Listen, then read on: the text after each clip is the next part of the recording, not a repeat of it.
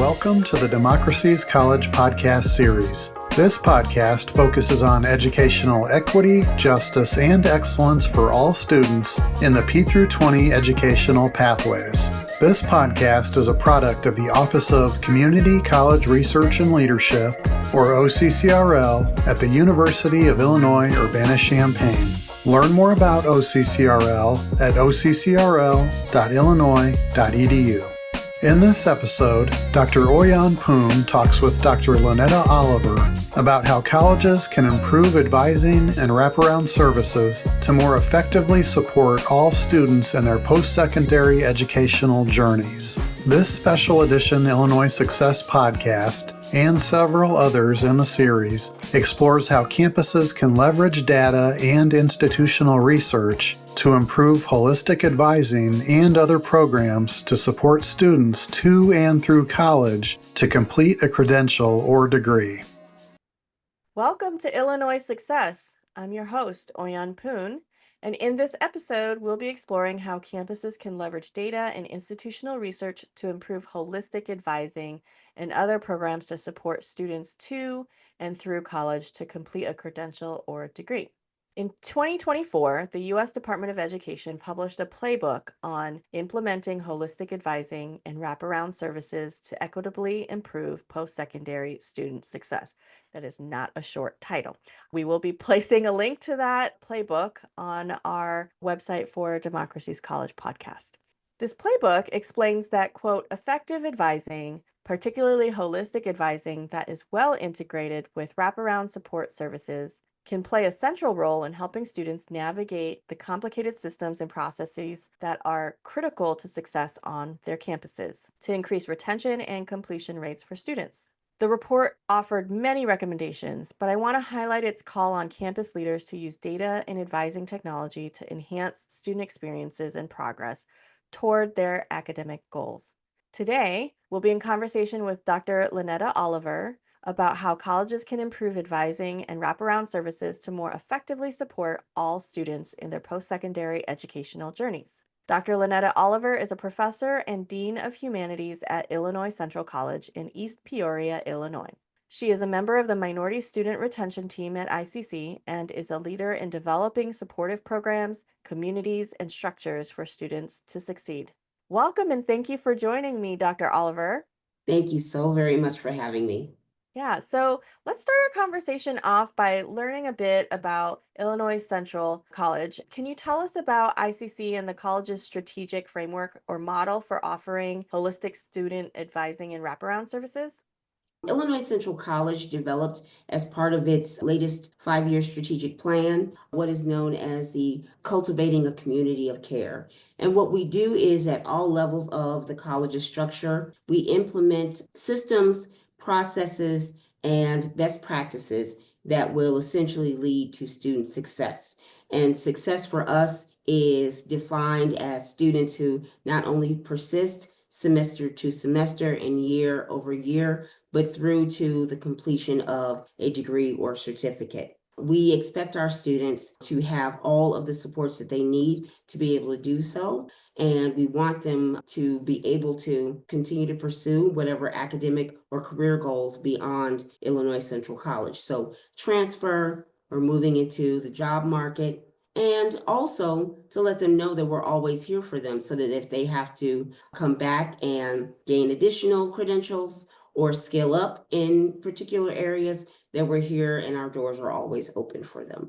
With that cultivating culture of care, we have what some would consider to be an intrusive model of advising. And so when a student walks through the door, we ask them a series of questions to ascertain what their goals are. Along with this, kind of completed a revision of our advising model so that students are advised now according to career or transfer clusters. And so what that means ultimately is we want to know what your goals are so we can place you appropriately. And our advisors have the information on transfer institutions and on employer research that suggests that we know how they can best succeed and best achieve those goals, so that we are not putting in students into classes that they don't need. We're not wasting their time, we're not wasting their money, and that we are moving them right along to get closer and closer to their goals with every semester. You use the word intrusive model of advising, and I've heard this a few times. And I think the first time I heard it, I was like, I don't want anyone intruding on me. But I think it is the most accurate way to describe it. Can you share more about what that looks like, and why do we need an intrusive model today for student advising? The reality is that often when students walk through our doors, and this is not to assume their age or anything, but they have goals, but they don't always know how to achieve their goals, or actually even what their goals mean. And so when you are using a more intrusive model, what you're doing is, rather than assuming that you know what's best for the student, you are taking the steps to be advocating for them on the front end, so that they don't have to fix things on the back end. So you're kind of walking ahead and heralding, okay, this person is coming, they're going to need some things. Anybody who's got anything, make sure that you are contributing appropriately. When we put together our college wraparound services, such as the food pantry, counseling services, follow-up advising, our academic alert systems, the academic support center for tutoring, and when we make relationships with community partners such as Goodwill, we are making sure that we have things in place in case they need them. And so it's not assuming that they will, it is preparing for the eventuality that someone will. And so to be intrusive ultimately is to try to have a little bit of a crystal ball and to try to be able to see a little ahead in the future, because we know based on data that the average community college student is only one life emergency away from having to drop out. One blown tire, one missed month of rent, one job loss that leads to a week's loss of salary could definitely have a devastating effect on our students. So again, we try to prepare for those eventualities. It might not happen to every student, and certainly we're hoping none of those things happens to any of our students. But in case they do, we try to set things up so that we're prepared to support them out of that, and so that those things that otherwise could have been catastrophic are not. So the data you're saying suggests that these students are essentially living on the edge. It sounds like there's a lot of precarity. Where do you get those data from? Is it campus-based data from institutional research, or is it statewide data? So we use the IPEDS data, but we also do, when students withdraw from classes, we collect a little information on the why. We've been collecting our own institutional data for quite some time to try to get to know our students and the types of things that inspire them to make particular decisions. We basically got that information from the students themselves. And up until recently, we had campus housing. And so the students would tell us, I don't have this. If I can't get this, I won't be able to come back next semester. It's information like that we've collected directly from the students, from that national data, that lets us know overall what we need to do in order to be a community college that is prepared for students. We definitely have always aspired to be a student-ready college. When you are prepared to accept the students that you're going to get, you have to recognize that you have to accept them however they walk through your door, whether they have the money or not. And of course, we're a community college. We're supposed to be cost effective, and we're supposed to offer high quality education. And so the students, their credits transfer to all of the state and private schools in the state. And so they're not getting a reduction in quality just because the price is reduced. So we Speak just on want to that. make sure, we want to make sure that they have everything that they need. We make sure that we are asking them directly, what would have kept you? What would make you stay? How can we reinforce what we're doing? And we've done a lot of things to those efforts. For example, it's also now part of our 5-year strategic plan to move more of our courses into the open education resource realm. And so we have written it into our faculty contract that faculty who developed OER materials are compensated for doing so because it saves the students money. Because a couple of years ago, during one of our back to school batches, we had a table and we asked students directly, what would you do with the money if you didn't have to pay for textbooks? And they told us directly, I would use this for gas. I would use this to pay for food. I would use this to reduce my childcare costs. They told us directly. And students who have to make decisions like that aren't the students who have a trust fund. They're not the students who already have a bunch of built-in supports that would be there if they have, a small financial change in their lives. We are looking at students who every little bit helps. Again, we get that information from them directly. We try to shape our college initiatives around what the students are telling us that they need. Yeah, so the data really inform and shape this community of care that you're talking about. And I would imagine that a community of care might look differently for each individual student. What they need may differ. And so then having these data is really critical. Yes, and to your point, it's highly individualized because, again, it's based on what the student needs, but it also allows us to make considerable adjustments when necessary because there have been times, for example, when we realized we wouldn't have campus housing, we realized we needed to develop more community partnerships to find housing for students. It's things like that that allow us, with the culture of care, that we're able to adjust to meet our students' needs. So you're really connecting it to that institutional strategic plan. That equity work is central to the strategy work. Absolutely. Yeah. I'm wondering, thinking about data, I love how you've been talking about different sources of data, like showing up at student events, campus fairs, and where students will show up. This conversation is throwing me back to 20 years ago when I was an academic advisor. I used to hold so many stories from the students I would meet with. And I'm wondering if Illinois Central ever taps into kind of the collected knowledge of staff on campus from what they hear from students. I know it's kind of an indirect way of getting at student experiences, but I'm just curious about that.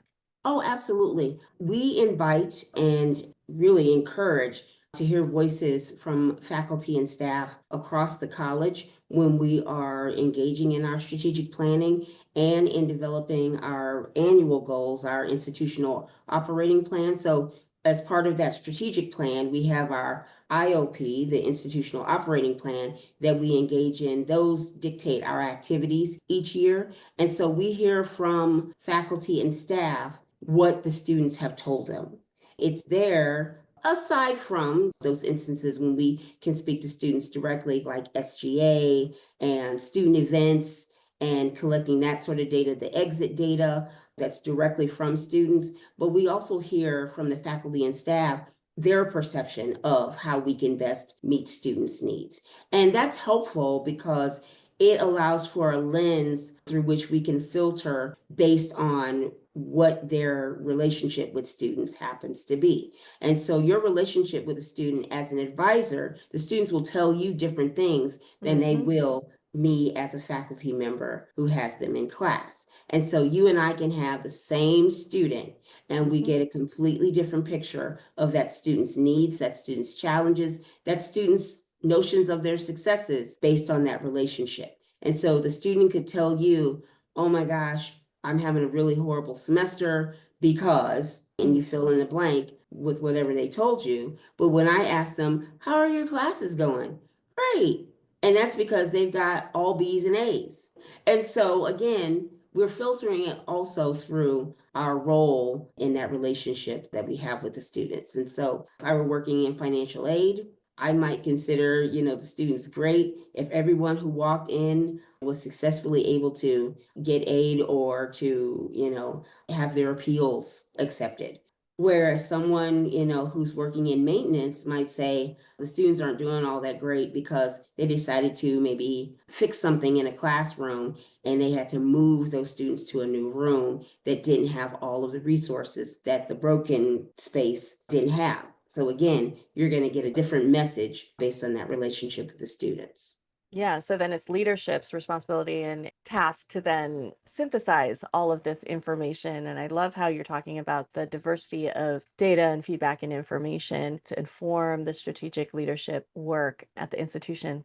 Now that we've learned a little bit about Illinois Central and the model of advising and wraparound services, can you share a little bit about what are some measurable successes that the campus has seen over the years through this model and strategic approach?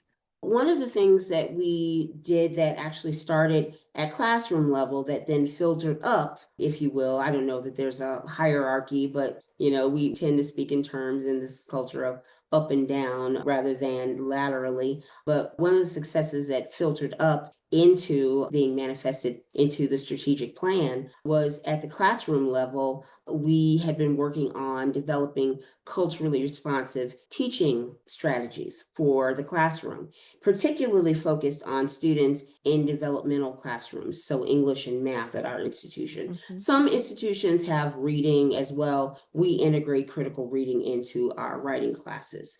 As part of that, we tapped a few subject matter experts and folks in our Teaching and Learning Excellence Center to work with us to develop modules to then be facilitated as professional development to faculty in the areas of English and math. Again, particularly those faculty who teach developmental courses.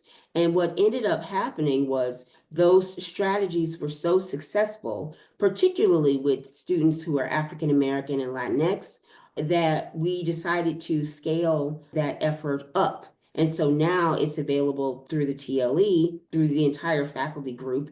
And so any faculty who are interested in learning those strategies and implementing them into the classroom can utilize those. There are some elements of culturally responsive teaching that are actually very successful outside of the classroom. So we adjusted our model from culturally responsive to culturally relevant content, and then started to include people who put on campus and college-wide events. That's where the work of the Minority Student Retention Team came in. We started to reshape our campus events so that they had learning outcomes that connected with what faculty were doing inside the classrooms. So it's outside the classroom learning outcomes that connect inside the classroom. And so those events became so popular, and we were at one point throwing like 48 events a year, Oh my that now gosh. it's scaled up to the point where it is now again college focused. And so the culturally relevant activities are now a part of the college's overall strategic plan. And so what we found through the data is that it improved retention for African American students by double digits from fall to fall, and for Latinx students for double digits from fall to fall. The reality is that it's improving the outcomes for all of our students, but because those two groups had been particularly indicated as a need, Mhm. we need to close some gaps for those groups in particular. We started to look at the data and realize that it was improving student success all around. Now, all of our students come to the events. We throw a wonderful Diwali event every fall, and we use local vendors to bring in fresh hot samosas, and the students love it, and they share desserts and just do wonderful things. And we talk about, what students should gain from that experience and know about their classmates and other people in the community. And again, it just kind of builds on that part of our strategic plan that it is focused on cultivating a community of care. The result is students are staying until Mhm. they graduate. Those double digit gains, that's huge. And it sounds like it's an entirely holistic programming and offerings that are increasing student engagement. And we know from research that increased student engagement leads to higher retention rates. And this targeted strategic work is leading to overall outcome improvements. So when you improve institutional performance for targeted strategic populations, everyone wins, it sounds like. Absolutely. And so for these events, these community events where students are feeling more engaged and connected, Do you think that then translates into students then having an easier time accessing information to guide their pathways of student success in terms of, oh, which classes should I enroll in next semester and making sure I'm on track towards completing my certificate or transferring? Is Oh, that kind of the absolutely. connection? Yes, that's a huge portion of the connection because the students, when they see each other at these events and not just in class, they talk. We know the one thing students will do is talk to each They other. do. Whose composition class should I take? When should I do this? They are their best supports, their best advocates for success.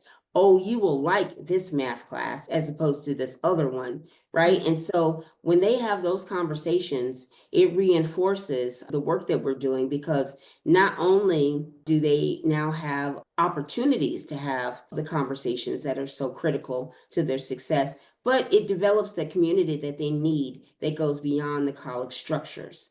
Ultimately, it may be a little bit of a challenge to get in to see your advisor for the next couple of weeks. But if I can just turn to the person who lives down the hall from me and go, hey, did you like this? When I sign up for it, what should I expect? They're going to get an immediate answer that's authentic and based on another student's experience. And Mhm. so we recognize that a lot of that stuff, is filtered from student to student. Mhm. And, as a community college, it's built into the name. That is their community. Their community is built of other students who have had similar experiences to Right. theirs.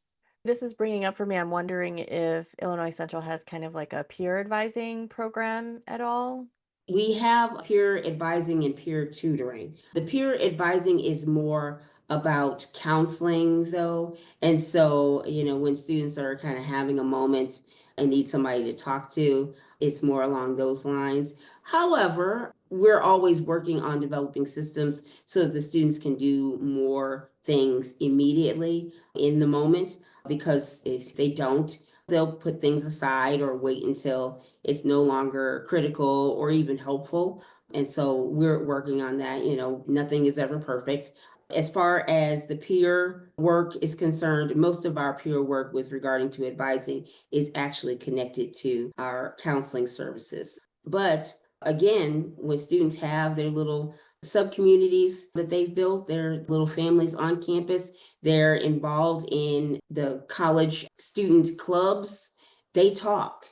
And so Mhm. they help each other with lots of things. I'm a club advisor for a club called Black Legacy, and the students get together now every Monday and they talk about the concerns that they have on campus and how to address them. And they help each other by working through. They do a whole lot of role play with, advocating for themselves when they are having challenges in class and need to communicate effectively. I'm also highly affiliated with the Dungeons and Dragons Club. That one's huge. And so the Interesting. students to get together, yeah, they get together every week. That club is so huge, they actually have to have 2 meetings, but they get together and they play, and they are just really a collective community of students that you found your people. And so they bring their challenges to each other and they work them out with each other. And, I think that on a lot of levels, that's good because it helps the students develop leadership skills, right? Yeah. Because everyone is not going to be able to join SGA or honors or,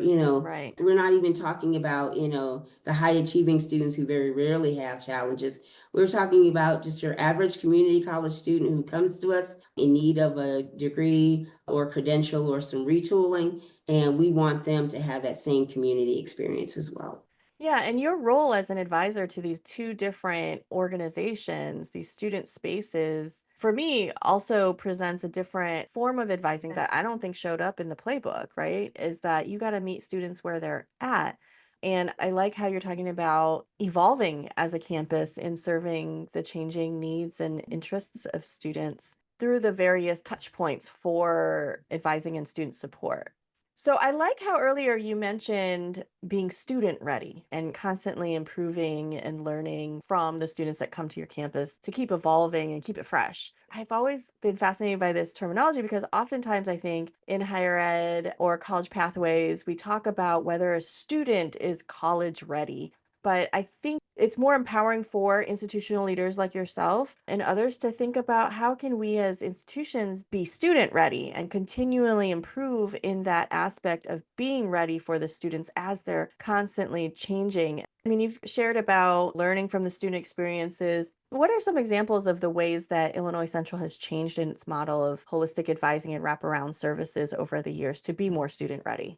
If you look at the history of universities in the United States, and I mean in Europe as well, but particularly in the United States, for the majority of our history, it was for the rich. And when they weren't university ready, they could afford to hire tutors to help prepare them to get there. Well, our students don't have that. Mhm. And we are open enrollment, so we are not a selective institution, and we should not be. We instead, in that regard, have modeled ourselves after many HBCUs, in truth, in that when the student arrives on our campus, we don't know what their skills are. And so we have adjusted our academic support services and our tutoring services to be able to support students with whatever skills that they have in order to get them to be college ready. And so what that means is the moment that they step into the door, we focus on what they have and what they are going to need. We have adopted the state's focus on multiple measures. So the students could come to us. Maybe they haven't been in high school in a long time, but if they had a high school GPA of at least 2.7, they're considered college ready. And so we take them in, but we make sure that they know that, hey, it's been a while since you've been in school. If you need to brush up in some areas, our academic support services are here for you. And we have both peer and professional tutors that can support you. We have students who have come to us and they have to test in the testing center, and they may test into developmental coursework, but we also let them know again that we have tutoring services to support them. And embedded in a lot of our courses, we have what's known as supplemental instruction, or the embedded tutors, who are actually taking the class with the students in the class, so that there's another touch point of support within the class that's not the instructor. So students can go, I'm going to have a meeting with Kathy, our SI, and we're Mhm. going to go back over this lesson because I didn't quite get it when Professor Jones said it, right? So I'm going to have Yeah, Kathy explain to me in student language, right? right. And so we utilize several elements within our academic support services to meet students wherever they are academically. But with that advising, it's not just about academics, because Right. again, we recognize that our students have lives outside of the classroom. So no matter how well the student is doing in the classroom, it's only one indicator of success. We also want to make sure that they are well supported and that they are safe in their private lives, which is why we have the food pantry, which is why Mhm. we have a robust counseling department, again, with peer counselors as well as professional counselors, which is why we have our career cluster advisors at every level. Again, we attempt to meet the students where they are, because you can have an academically savvy student who is unhoused, and Mhm. that's not support. That's not student success. Yes. A big takeaway that I'm hearing from this conversation is if we as institutional leaders want to see the needle move on these big metrics of our students being retained, are they advancing, are they completing, we can't just drill down into one specific thing. What I'm hearing from you is it's a whole campus team effort of recognizing the complexities of and humanizing each individual student. Like you said, it's not just about the academics. The academics are influenced by all these other factors and what's going on. Are there other takeaways that you would like to offer for your fellow institutional leaders out there? Well, what I will say is this: in these times of educational uncertainty, financial, fiscal uncertainty, I would definitely say try to be creative, try to be innovative. We've been able to do a lot, especially in my department, with our internal partnership with our TLE for professional development of faculty, because I see grants. And so being able to be somewhat externally funded has provided a lot of resources for us to be able to do some of the things that we've been able to do that have then led to them becoming a part of our institutional culture and our strategic plan. You have to be a little creative, be willing to think outside the box, as the cliche goes, and to really maintain that focus that whatever it is that you're doing and seeking, it should be to the benefit of our students. If you can always link it back to this will support our students by fill in the blank, then you know that you're doing the right thing. I'm glad you mentioned this. It's everywhere, right? This threatening political climate. I'm hearing your very clear call to continue being creative. And I feel like in an atmosphere of fear, it's that creativity that gets squashed immediately. And so, how have you maintained for yourself and for your team at Illinois Central, like, hey, let's just keep working to be creative in the work that we do to serve students? I just try my best to filter out the noise until something is certain. I operate, as though it's just a rumor. I try not to make any changes unless I've been told you must do this or you can't do that anymore. Until they say I can't help students, I'm going to keep helping students.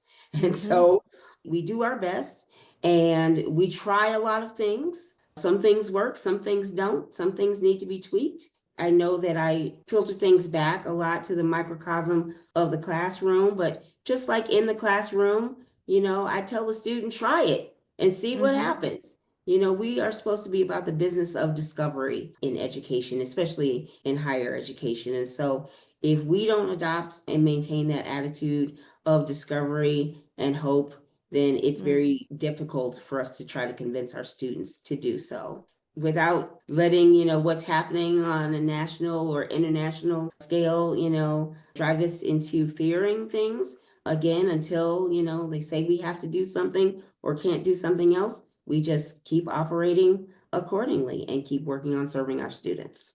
Stay mission focused. Huge thank you to you, Dean Oliver, for sharing all these wonderful insights and encouragements and leadership wisdom on this episode. Dean Oliver, if listeners would like to learn more, what are some resources that you would recommend and how might they reach out to you to stay connected? They can reach me by email. It's my name, Lonetta, Lonetta Oliver, at icc.edu. I would also recommend visiting icc.edu, our website. You can get all sorts of information. Again, we have a lot of resources for students who are interested in coming back to school, even if you just want to take one class. We're here for you, and we're happy to answer any questions that you have. I would certainly encourage even community members to take some of our corporate and community education courses because they are inexpensive and oftentimes offered for free, and they can provide you some insight as to what it's like to be a student again. I'm certainly a fan of being a lifelong learner. And so if you want to engage in that type of stimulating activities, such as being in a class, it's the way to go. Community colleges are, again, inexpensive, and we are located definitely in your community. And so we support you. I would definitely say reach out to us and we'll support you. Connect with the community college as a resource. You've just inspired me to think about, I should look up Wilbur Wright's course catalog right now for next semester. Thank you so much, Dean Oliver, and thank you all for listening to this episode. In 2022, Governor J.B. Pritzker signed a law that required public community colleges and universities in Illinois to submit equity plans to the state starting in 2024. As a result, these Illinois Success podcast episodes are intended to encourage and support higher education leaders to keep the momentum going. This includes planning, implementation, and learning with the goal of closing equity gaps on campuses. The acronym SUCCESS stands for Supporting Universities and Colleges in Creating Equitable Student Success. This series is part of a collaboration among OCCRL, the Illinois Board of Higher Education, and the Illinois Community College Board. In each episode, we converse with leaders from Illinois colleges and universities to to hear their wisdom and experiences on effectively using data to advance institutional equity improvement strategies. Background music for this podcast is provided by Pixabay. Thank you for listening and for your contributions to equity, justice, and excellence in education for all students.